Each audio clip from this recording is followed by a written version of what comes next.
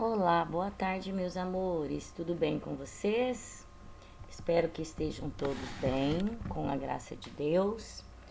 E aqui vamos para o primeiro capítulo do segundo bimestre de Geografia, meus amores. Vamos lá dar uma olhadinha no primeiro capítulo. Só um momento, por favor. Então, aqui estamos, né? No primeiro capítulo que fala sobre espaços para viver, tá? Então aqui nós temos grandes construções. Esta cidade aí, ela, ela está localizada, é uma vista, né, de Salvador, Bahia, né? Com destaque para o farol da Barra, que tá bem aqui, ó. A prof vai estar mostrando para vocês. Esse aqui é o farol da Barra, tá?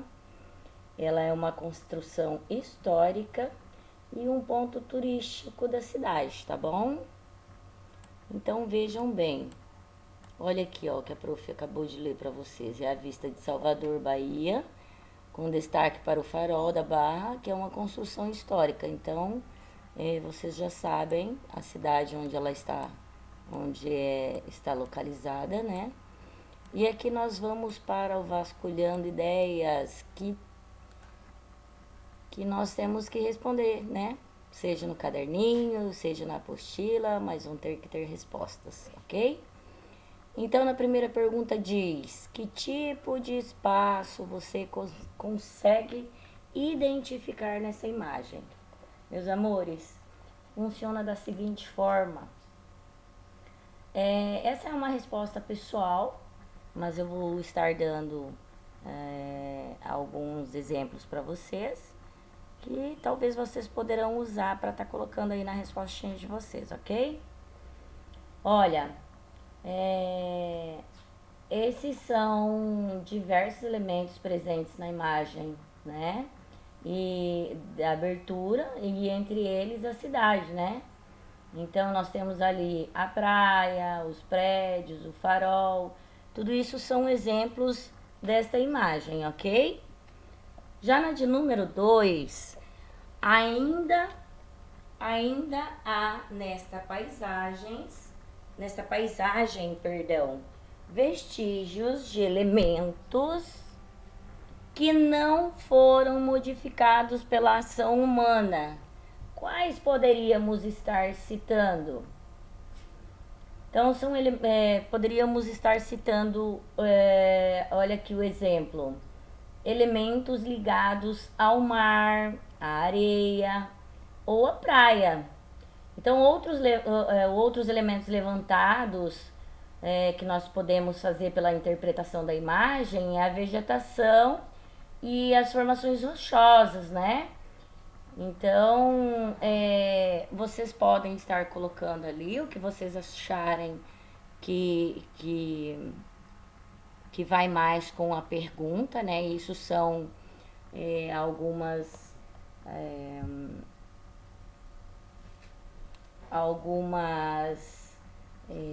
como que eu vou falar para vocês? Alguns exemplos, né? Para ser mais exato, alguns exemplos. Aí na 3 está falando assim: será que todas as construções visíveis na imagem são da mesma época? O que vocês acham? Eu, particularmente, acho que não, né? Porque no começo da imagem, ela tá falando que o farol é histórico, né? É um ponto histórico da cidade. Se é um ponto histórico, então não é não é da mesma época, correto? O que vocês acham? Então, eu tiro por mim, né? O farol da Barra de Salvador, ele foi construído em 1698. E é uma construção bastante antiga, tá? Só que ele teve uma reformulação, né? Ele foi reformulado em 1839. Enquanto os prédios que aparecem em segundo plano na imagem, eles são recentes, não é mesmo? E a maioria foi construída em diferentes épocas, ou diferentes momentos, né? Diferentes séculos. Então, é isso isso que eu falo para vocês. Isso são alguns exemplos que a prof está dando para vocês. Se vocês quiserem pesquisar sobre a questão, estão abertos a isso também. Na 4 está falando da seguinte forma: o lugar onde você mora tem algo em comum com a paisagem desta imagem? Então vocês vão colocar ali, tá? Se essa imagem que vocês viram ali, dessa paisagem, ela tem algo em comum com o lugar onde nós vivemos, né?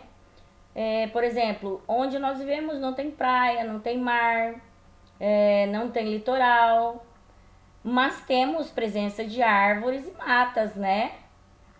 Então, podemos citar isso também. Não temos prédios nas nossas cidades, mas podemos citar a questão da mata, das árvores e tudo isso, ok? Para início de conversa. Então, vejam bem. Nem todos os espaços são ocupados da mesma forma e ao mesmo tempo, tá? Alguns são mais tranquilos, com menor população e menos correria, enquanto outros concentram grande número de pessoas. Aí, observe essas imagens que retratam dois espaços separados por cerca de 40 quilômetros de distância. Vejam bem, aqui nós temos uma cidade, né, que é a Avenida Paulista, localizada na região do centro, expandido do município de São Paulo, e é um local muito movimentado e milhares de pessoas passam por ela diariamente. Hoje não, né, devido a essa questão da Covid-19, então não tem tanta movimentação nessa época. E aqui ao lado nós temos a vila de Paranapiacaba, localizada a 30 quilômetros do centro da cidade de Santo André, região metropolitana de São Paulo, tá? Então nós temos aqui um lugar que ele é muito movimentado e um lugar que não que tem assim o movimento é pouquíssimo, temos mais arborizações, né? Olha só, temos mais verde nessa região, né? Então, gente, aqui tá assim, ó, compare os espaços representados e descreva as principais diferenças e as eventuais semelhanças entre elas. Quais são as principais diferenças e quais são as eventuais semelhanças, tá, gente? Podemos dizer que a cidade de São Paulo, ela se caracteriza pelo movimento de carros, ruas asfaltadas, prédios altos, poucas árvores, vida agitada e etc, etc e tal, né? Já na vila de Paranapiacaba, há muitas árvores, casas térreas, como a prof já havia falado para vocês, com jardins, poucos carros, tranquilidade, né? Uma tranquilidade imensa. Então, existem sim características semelhantes e ambas apresentam população e espaço organizados conforme suas necessidades, né? Então, as características, né? As semelhanças entre as duas tem alguma semelhança. O que a prof acabou de falar. Se vocês prestarem atenção na fala da prof, vocês já vão saber quais são as semelhanças e as diferenças e as eventuais semelhanças, ok? As transformações no espaço. Gente, nenhuma cidade é igual a outra. Cada uma apresenta aspectos específicos, como arquitetura, história e modo de vida dos seus habitantes, né? Atualmente, a maior parte da população brasileira se concentra no espaço urbano, que são as cidades. Mudaram muito ao longo da história Então, as cidades mudaram muito ao longo da história e concentram hoje diversas atividades, como, por exemplo, o comércio de supermercados, farmácias, livrarias, postos de gasolina, serviços especializados e entre outros. E serviços como escolas, postos de saúde, bancos e etc. E indústrias também. Então, muitas pessoas migraram e continuaram migrando, né? E continuam até hoje migrando do campo para a cidade em busca de melhores condições de vida. E esse fenômeno faz crescer cada vez mais as cidades que recebem migrantes. Eu pergunto a vocês, vocês concordam no momento qual nós estamos vivendo? Vocês concordam que muitas pessoas continuam migrando do campo para a cidade? Eu particularmente, claro que não foi devido a esse momento, mas eu vim da cidade para o campo, né? Eu moro na chácara, igual vocês sabem, então é uma opção, né, de cada um. Aqui nós temos a orla de uma praia da cidade de Fortaleza e nos últimos anos essa área passou por uma grande transformação com a construção de dezenas de prédios com mais de 800 mil habitantes. Então a capital do Ceará destaca-se hoje como uma das principais cidades da região nordeste do Brasil. Essa foto é uma foto de 2016, tá? A forma como as sociedades usam os recursos naturais transforma o espaço geográfico. As interferências humanas são mais visíveis nas cidades, onde atuamos mais intensamente e modificamos de forma radical a paisagem natural. O espaço rural, entretanto, também é alterado por nossas ações, é claro. Muitas vezes, porém, essas alterações são menos perceptíveis, ou seja, não são tão visíveis, né? Para realizar o plantio e fazer pastagem, por exemplo, é necessário desmatar a vegetação nativa. Logo, é preciso sempre ter em mente que se a paisagem urbana apresenta alterações humanas óbvias, como o excesso de construções, as atividades ligadas ao campo, como agricultura e criação de animais, são também interferências humanas nos processos naturais, tá? Então, aqui nós temos a área urbana do município de Cuiabá, que é a nossa capital, que é o estado do Mato Grosso, né? Então, ela sofreu uma grande expansão na década de 1990, tá? A cidade foi, em 2014, uma das sedes do Campeonato Mundial de Futebol que ocorreu no Brasil. Então, essa foto ali é uma foto de 2014. Até essa data, Cuiabá era diferente. Então, ela, como está falando aqui, ela sofreu uma grande expansão. Qual foi a maior expansão que ela ganhou? Foi das estradas, ou seja, da pavimentação, tá? E logo aqui ao lado nós temos a plantação de algodão, com mata nativa ao fundo, no município de Costa Rica, que fica no Mato Grosso do Sul.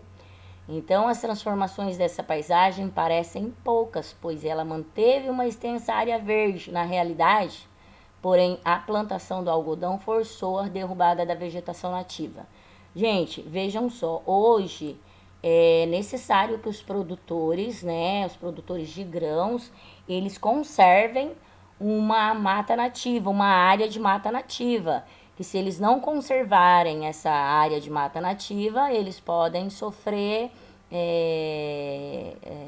com multas, ok? Então, eles são obrigados. Eu garanto a vocês que se não fossem obrigados, desmatariam tudo para fazer as plantações. Aqui nós temos uma estrada rural para o escoamento agrícola, que fica em Uruguaiana, Rio Grande do Sul. Então, muitas estradas rurais não possuem asfalto. E, em alguns casos, tratores e colheitadeiras rebocam caminhões quebrados por essas vias. Isso nós temos aqui no Pará, né? Geralmente a gente assiste aí na televisão as reportagens da época das chuvas aqui no Mato Grosso, não só na região do Pará, como nós temos na BR-080 ali, que que tem muita gente que transita nela e acaba que ficam lá atolados, né, devido a atoleiros. Aqui nós já temos uma área de comércio popular que está localizada na cidade do Rio de Janeiro, né, conhecida como Saara. Então, nas cidades, áreas como esta estimulam a circulação de milhares de pessoas diariamente. E essa foto é uma foto de 2014. Então, essa foto aqui, ela mostra a vocês também aquela foto aquela imagem ali, né, de São Paulo, tá? Que nós vimos agora há pouco. A prof tá dando continuidade porque é só leitura, tá? Por enquanto você só tem 5 perguntinhas para responder. Aí vamos terminar com essa leitura. Qualidade de vida em diferentes espaços. A qualidade de vida pode ser boa ou ruim, tanto em espaços urbanos quanto em espaços rurais, tá? Mas o que significa o termo qualidade de vida? Aquilo a que chamamos qualidade de vida depende de diversos fatores, de nossa individualidade, de nossa herança familiar e cultural, da fase de vida em que nos encontramos, de nossas possibilidades, do ambiente ao nosso redor, de nossa visão de mundo e etc. Assim, algo importante para uma pessoa pode não ser algo que é importante para uma pessoa pode não ser para outra. Por exemplo, tem gente que acha importante viver em locais com bastante gente, que tenha bastante contato, né? E já tem pessoas que gostam de viver mais tranquilos, né? Viver na tranquilidade, ter uma vida mais pacata, né? Então, gente, alguns valores universais, contudo, podem ser considerados para avaliar se um lugar oferece qualidade de vida ou não. E estes são alguns deles. Vamos lá, gente, olhem só, prestem bastante atenção. Saneamento básico, abastecimento de água tratada e coleta e tratamento de esgoto, né? Espaços públicos de lazer. Quais são esses espaços públicos de lazer? Por exemplo, temos esses espaços públicos de lazer em Peixoto, o que temos aqui é a praça, correto? Mas podemos encontrar no Lago de Matupá. Segurança, temos segurança? Temos sim, tá? Iluminação pública, temos? Temos. Transporte público eficiente. A nossa cidade não consiste em ter um transporte público, tá? Mesmo porque a nossa cidade é uma cidade pequena, né? Então, não há uma necessidade. Existe sim o transporte que leva os alunos ao colégio, né? Mas nós necessariamente não usamos esse transporte, né? Temos postos de saúde e hospitais? Temos também, isso é muito importante. Temos coleta de lixo? Com certeza, temos sim. Então, meus amores, na próxima aula, nós vamos estar falando sobre as perguntas que vêm a seguir. Por exemplo, essa perguntinha, você acrescentaria itens a essa lista? Quais? Tá? Então, assim, isso vai ficar para a próxima aula, não é para ser respondido agora, tá? Na próxima aula, nós vamos dar continuidade e responderemos, ok? Eu quero dizer a vocês que mais uma vez estou muito feliz por estar com vocês, tá? Desejo a todos uma ótima tarde, tá? Prestem bastante atenção nas aulinhas e continuaremos. Amanhã com certeza teremos mais, ok? Um grande beijo da Prof. Ana Maria para vocês. Que Deus abençoe vocês, a sua família, grandemente, com muita saúde, muita alegria, tá? E que possamos seguir adiante com muita fé. Um grande beijo a todos, fiquem com Deus.